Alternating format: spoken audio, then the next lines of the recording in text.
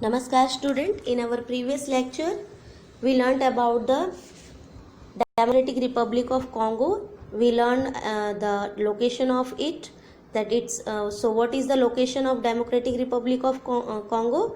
The equator passes through this country and it's come in the Africa continent. Okay, and it is one of the largest country of Africa, and it is surrounded by 9 countries and known as the landlocked country. And what is the climate of it? The climate of Congo is tropical. Heavy rains occur almost daily. The main feature of the tropical climates are rains throughout the year, okay, and high temperature throughout the year, high humidity, uncomfortable daytime, and comparatively pleasant evening and nights. okay, जो यहाँ की evening और nights हैं वो बहुत ही pleasant होती हैं. Hot जो डे होता है वो अनकम्फर्टेबल होता है. Okay, and you also learn about the vegetation, कि यहाँ पे वेजिटेशन कैसे है. यहाँ पर एवरग्रीन फॉरेस्ट है which has long tall trees, और इस ट्रीज़ के जो वुड होते हैं वो कैसे होते हैं, हार्ड वुडेड ट्रीज़ हैं एवरग्रीन फॉरेस्ट में, and trees are long above 50 meter, and the ebony, mahogany and rubbers are useful trees of these forest. And जो हमारा डेमोक्रेटिक रिपब्लिक ऑफ कॉन्गो है, यहाँ का जो एवरग्रीन फॉरेस्ट है student, it is also surrounded by the grasslands with short trees and non edge savannas. Okay, and today we are going to read about the wildlife of Democratic Republic of Congo. So wildlife, many types of animals and birds such as monkeys, gorillas, pigeons, chimpanzees, and baboons, and okapi. Okapi क्या है, a horse like animal. Chimpanzees और baboons आपको पता ही है, chimpanzees and baboons are one type of species of monkeys. Monkeys की ही एक तरीके की स्पीसीज है. पिजन्स आपको पता ही है, एंड गोरिल्लास. एंड ओकापीज क्या है, a horse like animal, horse जैसा दिखने वाला animal. Deadly insect and python snakes are found in these thick forest. Deadly insect means ऐसे इंसेक्ट जो अगर हमें काट लें तो इंसान मर सकता है, यानी जहरीले इंसेक्ट. और पाइथन स्नैक मीन्स अजगर, जो इंसान को निगल जाते हैं, इंसान को, एनिमल्स को. ओके, तो ये यहाँ के कुछ एनिमल्स हैं. These are animals which are found in the Democratic Republic of Congo, which are, here are many types of animals and birds such as monkeys, gorilla, pigeons, chimpanzee, baboons, okapi, and deadly insect and python snakes are found in these thick forest. In these thick forest means student in evergreen forest. Okay, now the next is, here is the example of baboons. Baboon, it is also look like as a monkey. Gorilla और baboons हमारे monkeys की ही एक species है. Now the marshy areas are the homes of elephant. marshes जो मार्सीज है वो कैसे एरिया बच्चों, सॉफ्ट एंड वाटरी. ऐसे एरियाज जो बहुत सॉफ्ट हैं और वहाँ पर बहुत पानी है, ऐसे एरियाज किसके होम है, एलिफेंट के. यानी मार्शी एरियाज में एलिफेंट बहुत ज़्यादा रहते हैं. राइनोसोर्स एंड हिप्पोपोटामस भी यहाँ पर पाए जाते हैं. यानी मार्सीज एरिया जो है वो एलिफेंट, राइनोसर्स एंड हिप्पोपोटामस के होम है, यानी कि उनकी मेन जगह है जहाँ पर वो मिलते हैं. Large varieties of birds are also found here. और डेमोक्रेटिक रिपब्लिक ऑफ कॉन्गो में बच्चों जो बर्ड्स हैं वो भी बहुत सारे पाए जाते हैं. Okay, now the next is, do you know thick forest of the Congo are called evergreen forest because the trees. अब देखो, ये मैंने आपको पहले भी समझाया था, वही यहाँ पर डू यू नो में दिया है कि क्यों आखिर जो डेमोक्रेटिक रिपब्लिक ऑफ कॉन्गो की जो फॉरेस्ट है उसे एवरग्रीन फॉरेस्ट क्यों कहा जाता है. Why we are calling evergreen forest, because the trees do not shed their leaves at the same time.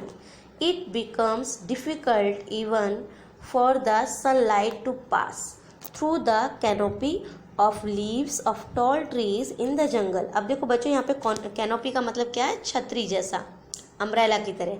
यहाँ पर मैं आपको डायग्राम से समझाती हूँ कि यहाँ पर क्या बताया गया है. देखो, यहाँ कहा गया है कि जो एवरग्रीन फॉरेस्ट है उस फॉरेस्ट की ट्रीज अभी अपनी जो लीव्स होती हैं उन्हें एक साथ शेड नहीं करते. एक ही टाइम पे शेड नहीं करते। शेड करने का मतलब गिराते नहीं है। आपको पता है लीव्स, ट्रीज़ की लीव्स जब सूख जाती है तो साल में एक बार वो अपनी पूरी लीव्स को गिरा देते हैं और फिर न्यू लीव्स उनके अंदर आती है। बट एवरग्रीन फॉरेस्ट में ऐसा नहीं होता। क्यों? Because evergreen forest has different types of trees, और अलग अलग ट्रीज़ का अपना एक अलग टाइम होता है शेड करने का, लीव्स को शेड करने का। इसलिए वहाँ पर ट्रीज़ हमेशा ग्रीन दिखाई देती है, कभी भी पूरा फॉरेस्ट लीफ लेस नहीं होता। अब जो ये कह रहा है कि यहाँ पे सनलाइट नहीं आती नीचे, क्यों? क्योंकि जो ट्रीज़ हैं बच्चों बहुत डेंसली हैं, बहुत पास है इस तरीके से, और उनके ऊपर का जो ये पोर्शन है एक रूफ की तरह, एक अम्ब्रेला की तरह वर्क करता है। इस तरीके से बहुत पास है ये, और जिसकी वजह से यहाँ से सनलाइट ईजिली ग्राउंड तक नहीं पहुँच पाती। यहाँ पर जो सनलाइट है, ये सनलाइट जो है वो ग्राउंड तक अच्छे से नहीं पहुंच पाती है। ये मैंने ऐसे बनाकर दिखाया है। क्यों? क्योंकि इसकी वजह से जो सनलाइट है, ये जो सनलाइट है स्टूडेंट, ये यहीं पर रह जाता है।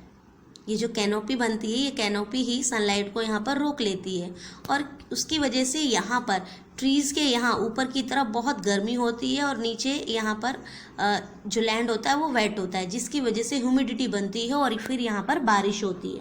ओके, तो जो कैनोपी है वो जो सनलाइट है उसे नीचे आने नहीं देते, जिसकी वजह से ये जो है बहुत ही डेंस होने की वजह से एवरग्रीन फॉरेस्ट में सनलाइट बहुत ही हार्डली लैंड तक, फॉरेस्ट के लैंड तक पहुंच पाते हैं। Okay, now the next is life of people. Congo got independence in 1960। अब बच्चों देखो, जो कॉन्गो है, कॉन्गो को इंडिपेंडेंस मिली थी 1960 में, एंड इज थिनली पॉपुलेटेड। अब मैंने आपको बच्चों जो हमारा नॉन अलाइनमेंट वाला चैप्टर था उसमें कॉन्गो के बारे में, ये पीस एफर्ट ऑफ इंडिया में कॉन्गो का डिस्क्रिप्शन दिया था आपको, कॉन्गो के बारे में बताया था मैंने, जिसमें इंडिया ने पीस कीपिंग फोर्स कॉन्गो के अंदर भेजा था। तब मैंने आपको क्या बताया था कि Congo is one of the richest country but in UN list it's come in poorest country. Why? क्यों? क्योंकि कॉन्गो को रिचेस्ट क्यों कहा गया है? Because Congo is rich in minerals. Congo के अंदर बच्चों डिफरेंट टाइप्स ऑफ मिनरल्स हैं, जो नेचुरल रिसोर्स है यहाँ पे। In if we are talking about the natural resources, Congo is very richest, Congo is richest country in the world in minerals, but it comes in the list of poor country. Why? Because it was slave. ये country दास थी, गुलामी। इसने भी, Congo ने भी दूसरी country की slavery को फेस किया है। मैंने आपको बताया था यहाँ पे पुर्तगीज़ आए थे और जो अदर कंट्रीज़ के भी लोग आए थे। उन्होंने यहाँ पर आकर यहाँ के लोगों को गुलाम बना के रखा। यहाँ के जो मिनरल्स थे उन मिनरल्स को अपने लिए यूज़ किया। फॉर एग्ज़ाम्पल, जैसे मैंने आपको बताया था कि जब ये वर्ल्ड वॉर हुआ तो यहाँ पे जो वेस्टर्न कंट्रीज़ आकर यहाँ पर जो रह रही थी, सबसे पहले तो यहाँ पुर्तगीज़ आए थे। पुर्तगीज़ को यहाँ पर कॉन्गो में क्या मिला था? They got very healthy slave. जो यहाँ के लोग थे बहुत ही हेल्दी थे, उनमें कोई डिजीज़ नहीं थी। तो पुर्तगीज़ को यहाँ से बहुत ही हेल्दी स्लेव मिले, जिन्हें वो यहाँ से ले जाकर दूसरी जगह बहुत बड़ी कीमत में बेच देते थे। और फिर बाद में जो दूसरे लोग आए, उन्होंने यहाँ पर क्या किया, उन्हें यहाँ पर रबर, उस टाइम पे जो वेस्टर्न कंट्रीज़ थी वहाँ पर बच्चों मशीनरीज, मोटरसाइकिल, बाइसाइकिल, ये सारी चीज़ें बहुत ही तेज़ी से बनना शुरू हो गई थी, जिनके लिए रबर्स की ज़रूरत थी। तो उन्हें यहाँ पर रबर भी मिल गया। फिर वर्ल्ड वॉर हुआ तो वर्ल्ड वॉर में जो एटम बम बनाया वेस्टर्न कंट्रीज़ ने, उसके लिए यूरेनियम भी उन्हें यहाँ से ही मिला। लेकिन उन लोगों ने यहाँ की कंट्रीज़ के पीपल को कोई भी राइट नहीं दिया हुआ था। इसी कंट्री के मिनरल्स की वजह से वो रिच हुए, इसकी मिनरल्स और यूरेनियम की वजह से ही वो अपने इंडिपेंडेंस को वर्ल्ड वॉर में बचा पाए। लेकिन यहाँ के लोगों को उन्होंने वोट करने का भी राइट नहीं दिया। यहाँ के पीपल्स को उनकी जो पॉलिटिकल पार्टीज़ थी वो भी बनाने का राइट नहीं था। और 1960 में जब कॉन्गो आज़ाद हुआ तब यहाँ की कंडीशन बहुत अच्छी नहीं थी, यहाँ पर सिविल वॉर हो गया और जो यहाँ के बाद में लीडर्स और गवर्नमेंट थी वो सक्सेस नहीं रह पाई और अभी भी कॉन्गो में वॉर होता रहता है, जिसकी वजह से इंडिया की पीस कीपिंग फोर्स अभी भी वहाँ पर वर्क कर रही है। और इसका कारण क्या था कि एक रिच कंट्री, कॉन्गो की रिचनेस ही उसकी जो डिस्ट्रॉयनेस है यानी उसकी बर्बादी है उसका कारण बनी हुई है। क्यों?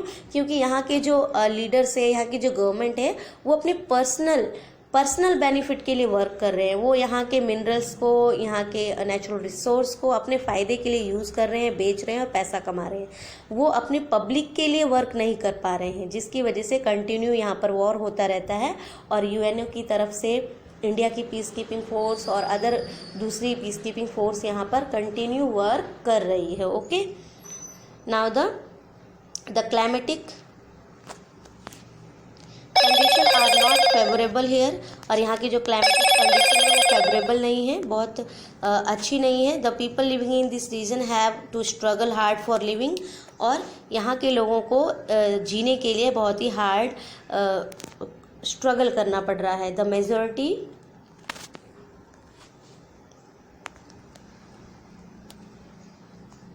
The people living in this region have to struggle hard for living. The majority of them are Bantu Negroes.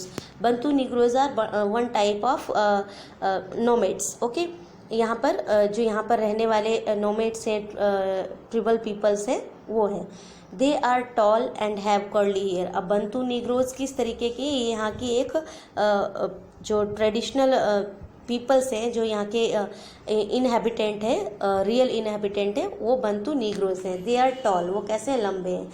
Have curly hair, और उनके कर्ली हेयर, घुंघराले बाल हैं। And live in a traditional way, और वो आज भी अपने ट्रेडिशनल वे में यानी परंपरागत तरीके से रहते हैं, जैसे कि उनके एंसेस्ट्रल रहते थे उसी तरीके से रहते हैं। दे स्पीक द बंतू लैंग्वेज, और वो बंतू लैंग्वेज बोलते हैं। And enjoy music and dance, और वो डांस और म्यूजिक को बहुत ही एंजॉय करते हैं। Okay, and people living in Congo basin are called pygmies. अब कॉन्गो बेसिन में रहने वाले लोगों को पिग्मीज कहा जाता है। दे आर शॉर्ट, वो कैसे हैं, शॉर्ट हैं इन हाइट। अब देखो बंतूज तो क्या है, टॉल हैं, उनके कर्ली हेयर है और ट्रेडिशनल वे है उनका। अब जो कॉन्गो बेसिन में, कॉन्गो बेसिन मीन्स बच्चों, बेसिन क्या है आप वाटर वाले चैप्टर में भी पढ़ोगे। बेसिन का मतलब है वो एरिया जहाँ से कोई रिवर फ्लो करती है। तो आपको पता है Congo is a river in democratic Republic of Congo. Congo river का नाम है, तो कॉन्गो रिवर जिस एरिया में फ्लो कर रही है, सपोज ये कॉन्गो रिवर है, ओके, कॉन्गो रिवर है, तो कॉन्गो रिवर के ये आसपास के एरिया में जो लोग रहते हैं उन्हें क्या कहा जाता है, पिग्मीज कहा जाता है। और पिग्मीज कैसे हैं, they are short in height and live in temporary huts, और वो टेम्पररी हट्स में रहते हैं, यानी कि उनका परमानेंट हाउस नहीं है वो। मोस्ट ऑफ द हट्स, हट मीन्स झोपड़ी, छोटा सा घर जो स्ट्रॉ, वुड, इन सब की हेल्प से बनाया गया होता है। Most of the huts are built on trees on the poles because the ground is wet and marshy. अब बच्चों देखो यहाँ पे जो हट हैं, बहुत सारे हट, वो किस तरीके से बनाए गए हैं, वो ट्रीज के ऊपर बनाए गए हैं, लाइक दिस। देखो इस तरीके से जो यहाँ के ट्रीज हैं, आपको पता है बहुत लॉन्ग हैं।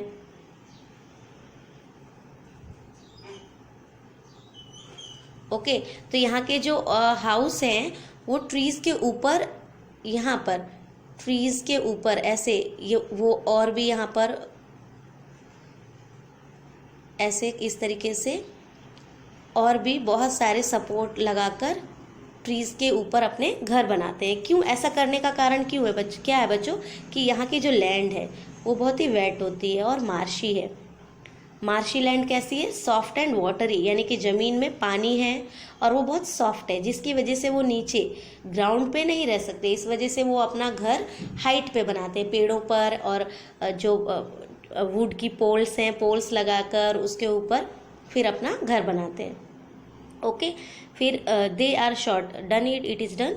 Now most of the huts are built on tree और on poles because the ground is wet, या तो ट्रीज़ के ऊपर बनाते हैं या फिर इस तरीके से जो मैंने यहाँ पर पोल्स बनाकर दिखाए, लकड़ी के पोल्स 4 पोल्स लगाते हैं और फिर उसके ऊपर फ्लैट सरफेस तैयार करते हैं, फिर उसके ऊपर वो अपनी हट बनाते हैं. Okay, they move from one place to another in search of food, और वो एक जगह से दूसरी जगह फूड की तलाश में यानी फूड की सर्च में घूमते रहते हैं. Hunting and gathering food is their main occupation. अब हंटिंग यानी कि शिकार करना, गैदरिंग मीन्स इकट्ठा करना, हंट करके फूड को कलेक्ट करना, यही उनका मेन ऑक्यूपेशन है. They lead a primitive life. This country is very rich in water resources but they are yet to be developed. अब जो प्रिमिटिव लाइफ है, प्रिमिटिव लाइफ मीन्स उनकी जो ट्रेडिशनल लाइफ थी, जिस तरीके की लाइफ वो पहले जीते थे, आज भी वैसे ही लाइफ वो स्पेंड कर रहे हैं. और ये कंट्री, मैंने आपको पहले ही बताया, रिसोर्स में बहुत रिच है और यहाँ पर वाटर रिसोर्स बहुत ज़्यादा है, but they are yet not be developed, लेकिन वो अभी तक डेवलप्ड नहीं हुए हैं. यहाँ के रिसोर्स का सही यूज़ नहीं किया जा रहा, और या फिर बहुत सारे रिसोर्स अभी तक ऐसे ही पड़े हैं, जिसकी वजह से ये कंट्री रिचेस्ट होते हुए भी पुअरेस्ट है. Okay, so in our next video student we will read about the minerals and occupation about the transport and political system in Democratic Republic of Congo. Okay student, take care, bye.